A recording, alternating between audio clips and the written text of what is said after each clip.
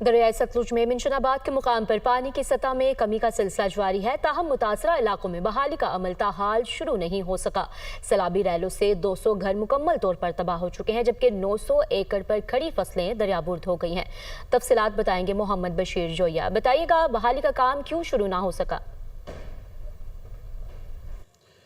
हाँ जी, बिल्कुल। दरिया सतलुज में मिंशनाबाद के मुकाम पर पानी की सतह में कमी का सिलसिला तो जारी है। तहम मुतासरा इलाकों में बहाली का अमल ताहाल शुरू नहीं हो सका।